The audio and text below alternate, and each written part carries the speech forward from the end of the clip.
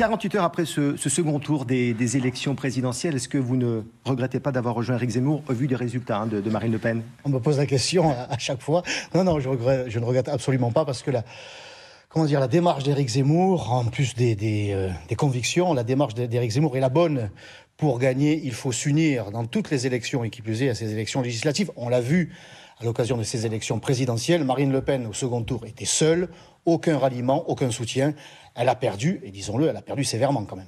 Alors Éric Zemmour a demandé à Marine Le Pen justement d'adopter une stratégie de rassemblement. Pour les cadres du RN qui étaient réunis en comité stratégique hier, c'est non. Est-ce, selon vous, un nom de façade ou est-ce qu'il y a localement des rapprochements possibles? C'est les noms de Parisiens, ça. C'est les noms de ceux qui dirigent les partis de loin et qui sont rancuniers, qui ont une vision tout à fait personnelle, de vengeance, de rancœur. C'est de la base que le salut viendra. Parce que moi, je pense à ces candidats, à ces militants, dans plusieurs circonscriptions des Bouches-du-Rhône. Je pense à la première circonscription de Marseille, dans le 11-12, la 3e, dans les 13e et 14e arrondissements, et puis la 12e circonscription, Vitrolles-Marignane, la 15e et même la 16e, et peut-être d'autres. Il y a là, pour le camp national, pour la famille nationale, l'opportunité, la chance de gagner, à condition que nous nous unissions.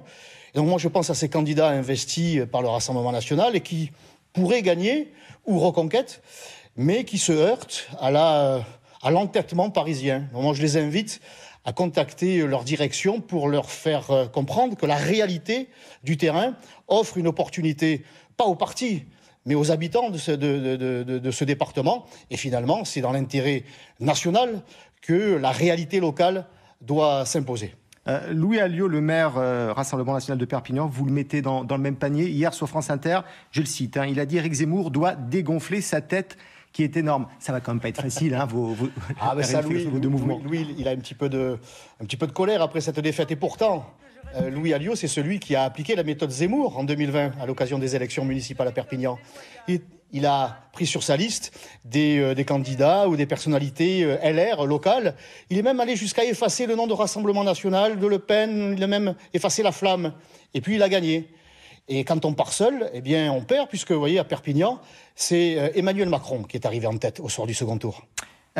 Une première projection a été réalisée par Harris Interactive pour le magazine Challenge. On va peut-être voir s'afficher l'image. Selon ce sondage, à prendre avec beaucoup de pincettes, si aucune alliance n'est trouvée entre les partis, Emmanuel Macron pourrait obtenir une victoire absolue avec 368 sièges. Le Rassemblement national, lui, passerait de 7 à 75, voire 105 députés. C'est possible, ça, ou pas? Non, je crois que c'est même pas un sondage, c'est une projection à partir des résultats du deuxième tour. Mais l'élection législative, c'est une toute autre élection. Il y a une réalité locale, il y a des candidats, des élus sortants qui sont connus, et il y a, encore une fois, une mobilisation des électeurs du camp national qui se fera si ils sont convaincus qu'on peut gagner, et on pourra gagner si on est rassemblés, ou alors il faut des candidats implantés. C'est le cas de Mme Dangiot et de M. Dudiezer dans la 3e circonscription de Marseille.